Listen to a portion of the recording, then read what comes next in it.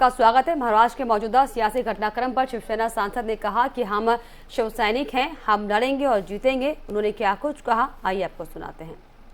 हमारे साथ है, साहब के साथ है और पूरी तरीके से हम शिव सैनिक हैं, लड़ाई लड़ेंगे और जीतेंगे।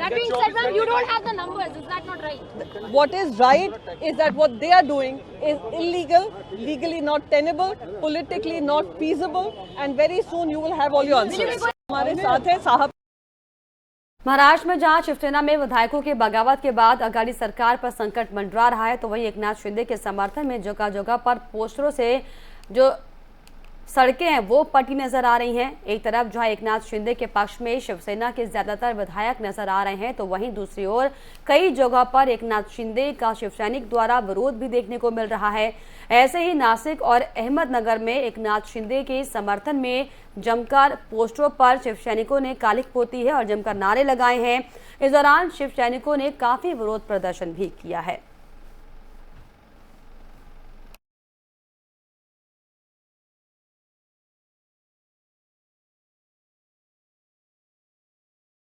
असम में बाढ़ की स्थिति लगातार भयावह गंभीर बनी हुई है, जिसके चलते 7 और लोगों की मौत हो जाने से इस आपदा में अब तक का जो कुल आंकड़ा है वो 108 लोगों की जान ले चुका है। बीते दिन मुख्यमंत्री हेमंत बिस्वा शर्मा ने बाढ़ से बुरी तरह प्रभावित सिलचर शहर का हवाई सर्वेक्षण किया। हवाई सर्वेक्षण करने के बाद मुख्यमंत्री ने बड़ा घाटी क्षेत्र में बाढ़ की स्थिति की समीक्षा भी की है और घोषणा की है कि बाढ़ में फंसे लोगों को निकालने के लिए सेना की ओर से टुकड़ियां सिलचर भेजी जाएंगी। कछार जिले के सिलचर में समीक्षा बैठक के बाद मुख्यमंत्री ने कहा कि एनडीआरएफ, एसडीआरएफ, सेना, अन्य एजेंसियां बचाव अभियान चला रही हैं और असम राज्य आपदा प्रबंधन के बुलेटिन के अनुसार बाढ़ प्रभावित लोगों की संख्या घटी है। बाढ़ से 30 जिलों के 45.34 लाख लोग प्रभावित हुए हैं, जबकि बुधवार को 32 जिलों में बाढ़ प्रभावित लोगों की जो संख्या है वो 54.5 लाख थी।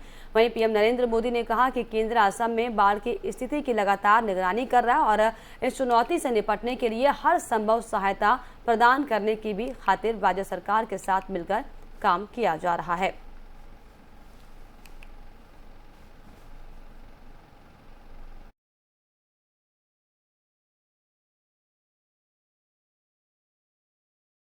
राष्ट्रपति चुनाव 2022 के लिए एनडीए की उम्मीदवार द्रौपदी मुर्मू ने अपना नामांकन दाखिल कर लिया है। इस दौरान खुद प्रधानमंत्री नरेंद्र मोदी, रक्षा मंत्री राजनाथ सिंह, गृह मंत्री अमित शाह समेत बीजेपी शासित राज्यों के मुख्यमंत्री और एनडीए घटक दल के तमाम अध्यक्ष नामांकन के दौरान शामिल रहे। राष्ट्रपति चुनाव के लिए उन्होंने पश्चिम बंगाल की मुख्यमंत्री ममता बनर्जी से फोन पर बातचीत भी की है। बताया गया कि द्रौपदी मुर्मू ने ममता से अपने लिए समर्थन की बात की। वहीं द्रौपदी मुर्मू के इस फोन का जवाब देते हुए ममता बनर्जी ने उन्हें अपनी तरफ से शुभकामनाएं दी, लेकिन बताया जा रहा है कि समर्थन पर ममता ने हामी नहीं भरी है। उन्होंने मुर्मू से कहा है कि पार्टी तय करेगी कि क्या करना है। हालांकि ममता का द्रौपदी मुर्मू को समर्थन देना मुमकिन नहीं नजर आ रहा, क्योंकि खुद उनकी पार्टी टीएमसी के नेता यशवंत सिन्हा भी राष्ट्रपति पद के लिए उम्मीदवार हैं। विपक्षी दलों ने आपसी सहमति से उन्हें उम्मीदवार बनाया है। एनडीए की उम्मीदवार द्रौपदी मुर्मू ने ममता बनर्जी के अलावा कांग्रेस अध्यक्ष सोनिया गांधी, झारखंड सीएम हेमंत सोरेन और एनसीपी के चीफ शरद पवार से भी बातचीत की, जिसमें उन्होंने इन तमाम बड़े दलों का समर्थन मांगा है।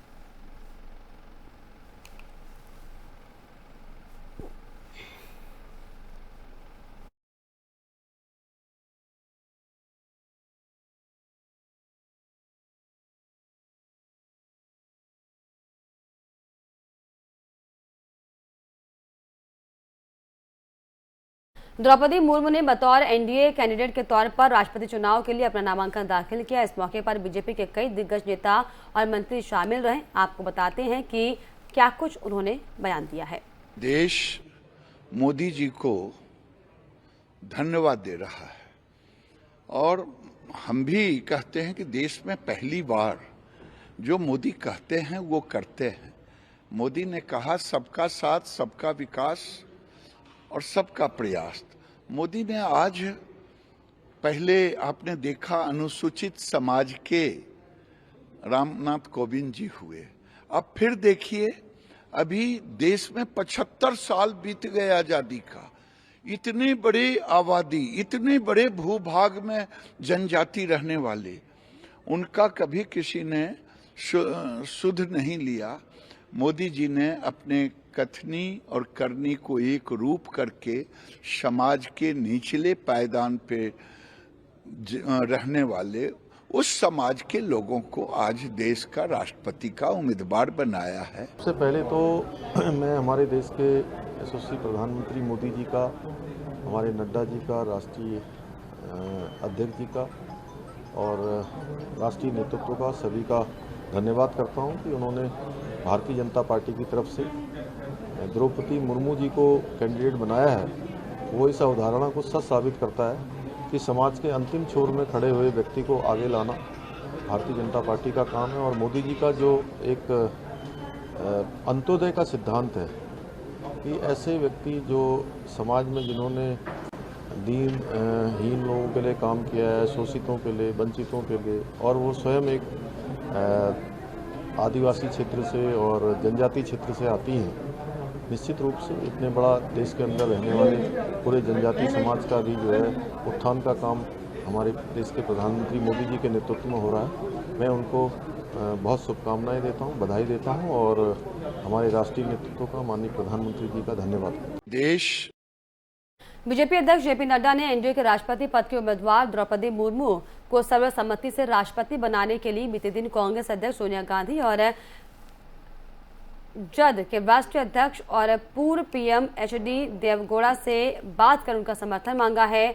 सूत्रों के मुताबिक एनडीए उम्मीदवार द्रौपदी मुर्मू ने शुक्रवार को कांग्रेस अध्यक्ष सोनिया गांधी, पश्चिम बंगाल के सीएम और टीएमसी प्रमुख ममता बनर्जी और राष्ट्रवादी कांग्रेस पार्टी अध्यक्ष शरद पवार से फोन पर बातचीत की और उनसे राष्ट्रपति चुनाव में अपनी उम्मीदवारी का समर्थन करने की अपील की है। वहीं मुर्मू ने नामांकन दाखिल करने से पहले खुद ही तीनों प्रमुख विपक्षी नेताओं से बातचीत की थी।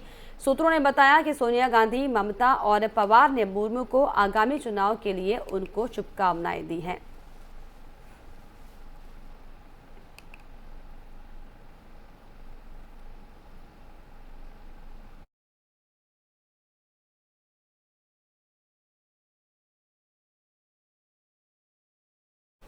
चलिए आगे बढ़ेंगे बड़ी खबर की ओर, जिसमें पाकिस्तान ने 2008 के मुंबई आतंकवादी हमलों के मास्टरमाइंड साजिद मीर को हिरासत में लिया है।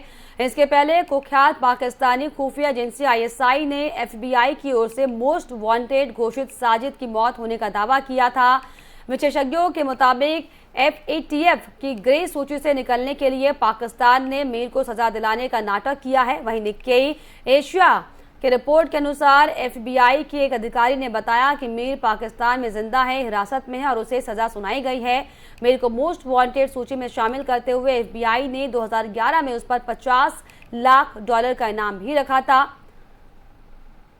अमेरिका और भारत दोनों ही एक दशक से उसे खोज रहे थे और लश्कर सरगना हाफिज सईद के करीब साजिद को मुंबई हमले की योजना बनाने वाले डेविड कोलमैन, हेडली और अन्य आतंकवादियों का हैंडलर माना जाता है। तो बेनकाब हुआ एक बार फिर से पाकिस्तान का झूठ, क्योंकि आपको बताएं कि 26/11 मुंबई हमले का मास्टरमाइंड साजिद मीर जिंदा है। साजिद मीर को पाकिस्तान ने दरअसल हिरासत में ले लिया था। पाकिस्तान की खुफिया एजेंसी आईएसआई ने उसकी मौत का दावा किया था, लेकिन अब यह खबर सामने आ रही है कि आतंकवादी जिंदा है। तो साफ तौर पर पाकिस्तान का जो झूठ है वो एक बार फिर से सबके सामने बेनकाब हो चुका है।